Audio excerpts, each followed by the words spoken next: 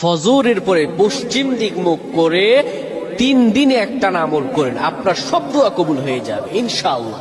অভাবে আছেন, ঋণগ্রস্ত, মাথার উপর বোঝা, অনেকে ঋণের কারণে বাড়িতে থাকতে পারে না। আরবিতে একটা প্রবাদ বাক্য আছে, আল করজু মিকরাতুল মুহাব্বা, ঋণ হচ্ছে ভালোবাসার কাছে শুরু। ঋণের কারণে সম্পর্ক নষ্ট হয়ে যায়, বিদেশে যেতে পারতেছেন না, দেশে আসতে পারতেছেন না, সব ব্যবসা ধ্বংস হয়ে গেছে। একটা আইরোজি করবেন, সব ধ্বংস, ব্যবসা প্রতিষ্ঠান ধ্বংস হয়ে গেছে, চাকরি নষ্ট হয়ে গেছে।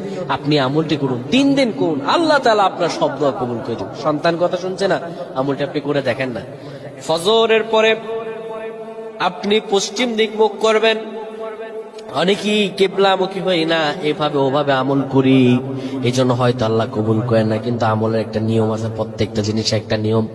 কেবলামুখী হয়ে আপনি বিসমিল্লাহির রহমানির রহিম পরে সূরাতুল ফাতিহা 10 বার পাঠ করবেন।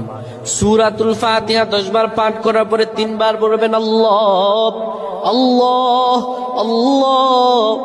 এরপরে আপনি ইয়া রাজ্জাকু 100 বার পড়বেন, ইয়া রাজ্জাকু 100 বার পড়বেন, হে রিজিক দাতা। এইভাবে যদি আপনি পড়তে পারেন, আল্লাহ রাব্বুল আলামিন আপনার ভাগ্য খুলে দিবেন।